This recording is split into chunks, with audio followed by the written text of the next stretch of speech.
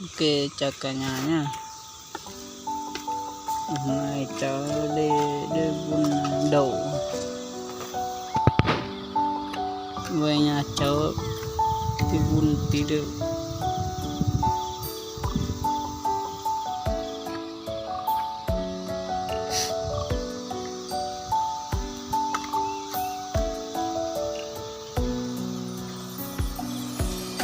Cả nhà đón xem cháu vun mấy giờ hết. Bây giờ là 4 giờ.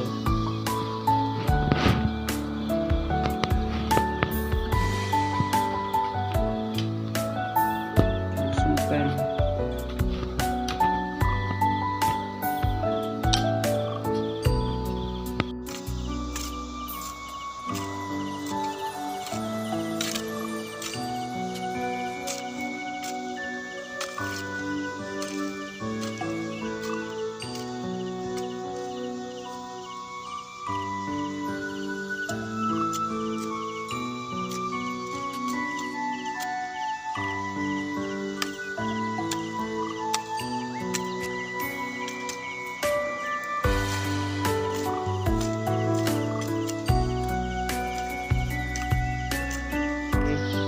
đâu cả nhà là vun cháu đã vun hết rồi, nó hết rồi. Bây giờ cháu đi tìm quả ăn nhá. Cháu đi tìm quả ăn. Đường này không phải người đi đâu. Đúng nhà cháu này.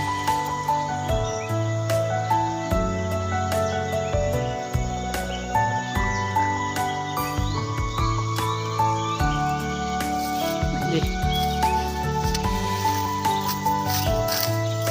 tìm quả này.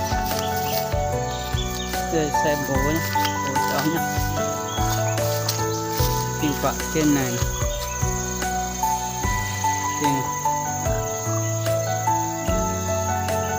Camera cháu thấy mờ. Có không? Đây. Quả này biết quả gì không?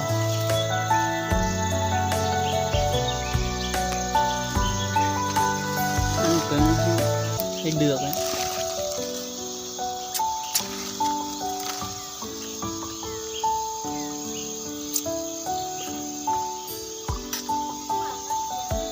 Cây này có tí nhưng trên có tự có cho xe lên hái.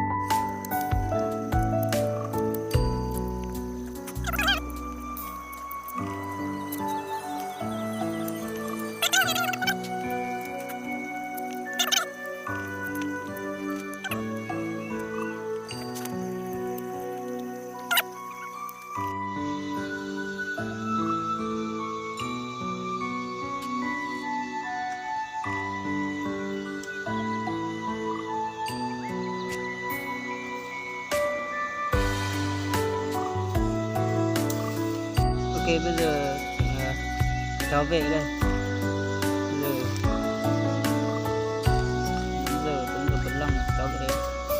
Đây xe cháu này. Đường này thì khó tí. Bây giờ cháu về nhé. Bye bye cả nhà. Cả nhà cho cháu xin một đăng ký, một like và một comment.